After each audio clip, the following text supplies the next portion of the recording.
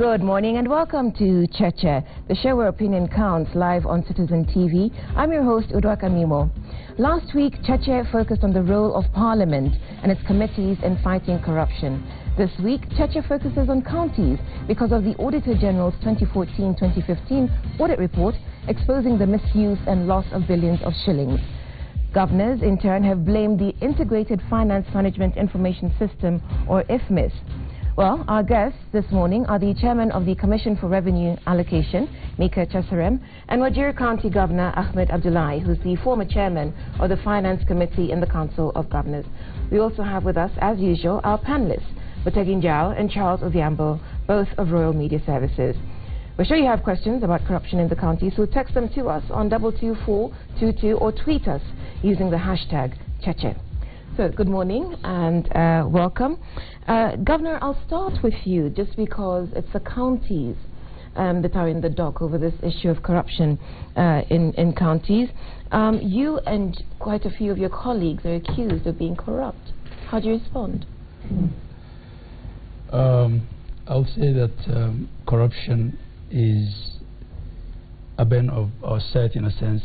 It's not a thing for counties or for national government, and it wouldn't be right to say that if there is corruption in counties, governors are necessarily corrupt.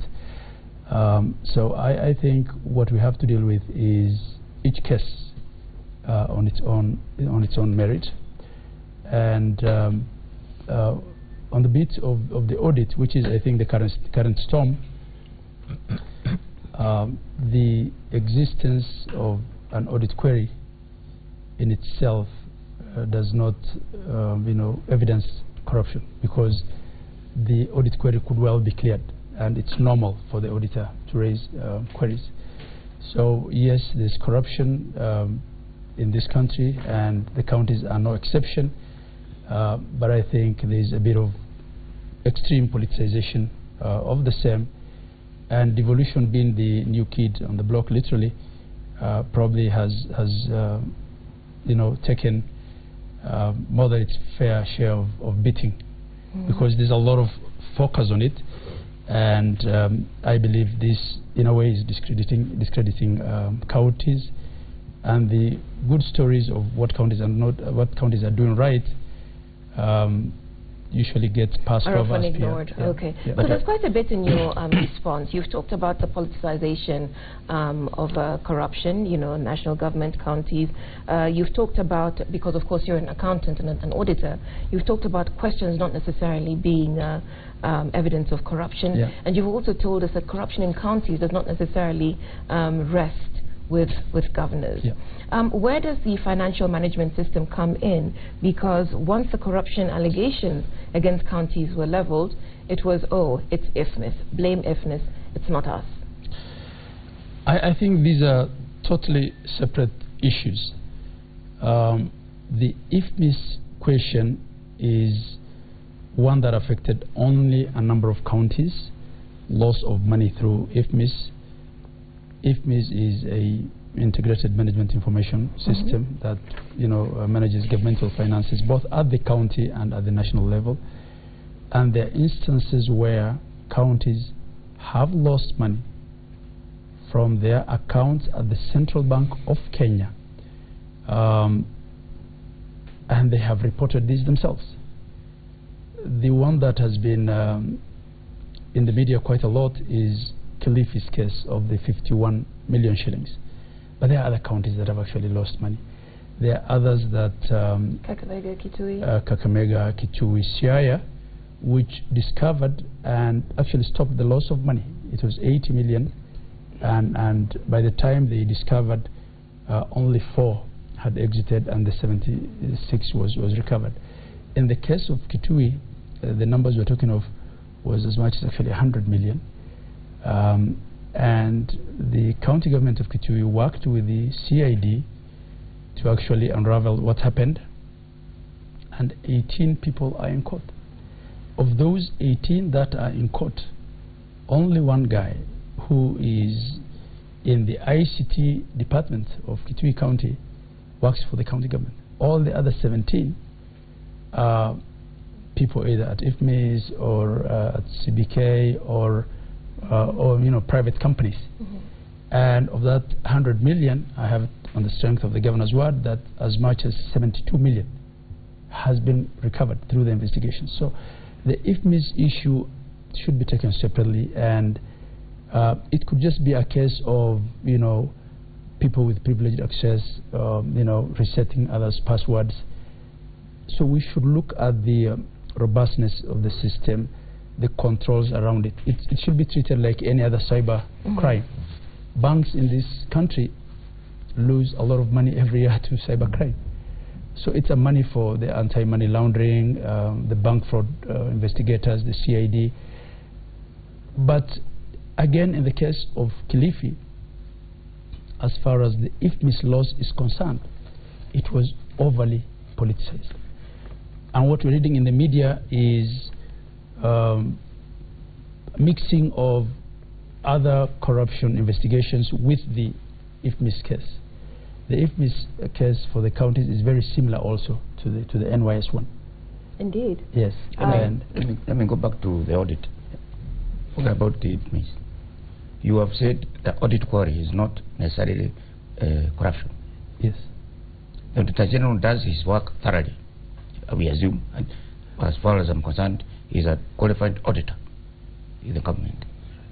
Now, what we are getting now from central government, from counties, is that the Auditor General is not doing a good job. I saw some MPs this morning coming with the reports that they stole from CDF, and they are questioning the ability of the auditor. Why is that so? I've been in this business for years. I've never had an onslaught of Auditor General like this one currently. Why? I think every time, even before we've had counties, that an audit report has been raised, and this is not only a thing for the counties. I have seen National Treasury, put on a whole page of a newspaper, all the mainstream newspapers, their defense on why the auditor's findings were not entirely all accurate. And I'm not saying that the auditor is not professional. The auditor is professional, and in this matter, there is a bit of the rule number 9 that always, that said the boss is always right. So the auditor is always right regardless, because that's what it is in the minds of the public. But what the county is actually saying is that some of these things that are raised in these audit queries are explainable. Their responses do not get to the media or to the public as much as the actual query does. And I guess the media is also a problem. The query is to who? Isn't it the query to the auditor asks questions, yes, and he expects an answer. Yes. So the answer didn't come. And that's why the report is there. There is a process of finalizing audits. And in the governmental process of finalizing audits, and the chairman could be of help here, once the audit queries are raised, the responses, and this is something that is clearly a stark difference between how audit is done in the public sector vis-a-vis the private sector.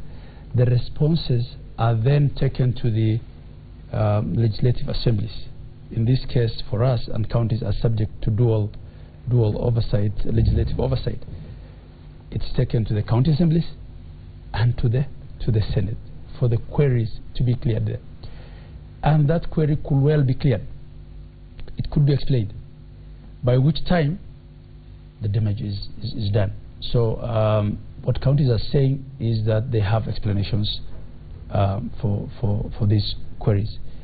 And I think also at times the way we take the queries out of context, because the auditor could really have an issue of documentation or explanation or even questioning of a judgment of the management.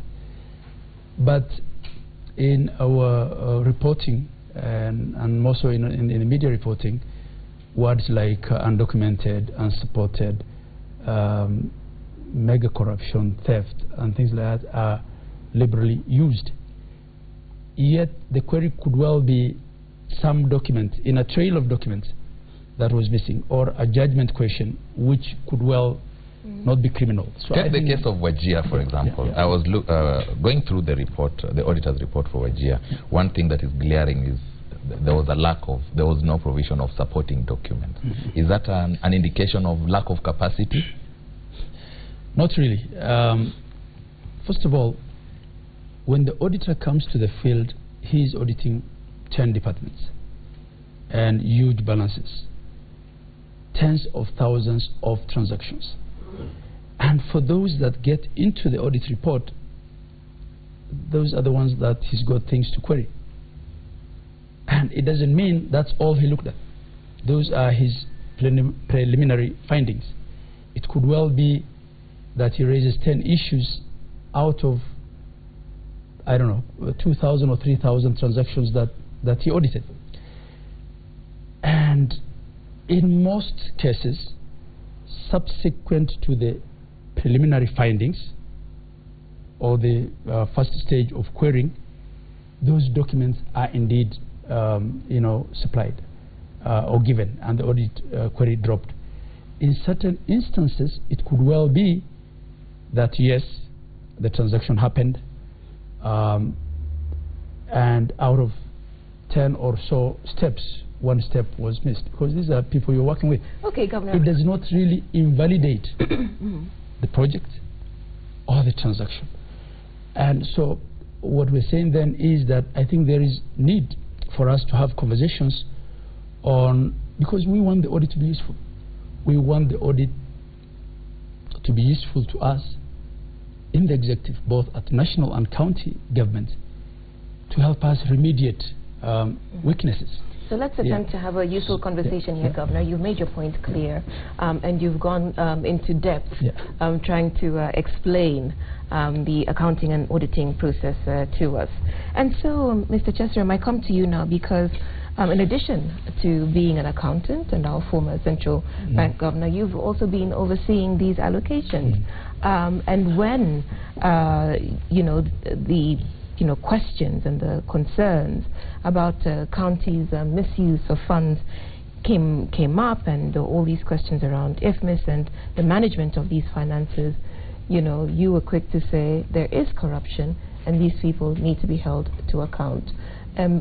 Given what Governor Abdullahi has said about some of these queries not necessarily being corruption, what is your position now?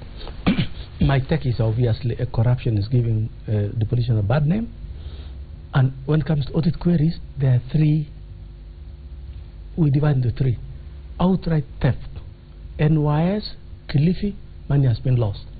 So we need to segregate. That is outright theft. Then there is the second lot. There is no value for money. The Bungoma wheelbarrow. Yes, the Bungoma wheelbarrow is, yes, the process was followed, but you can see there was theft. This is corruption. It's stealing again. And then there is bookkeeping. And the problems are actually many. It starts with the county government. These people are new, and seriously, we have asked them, and we ask them again, employ internal auditors, because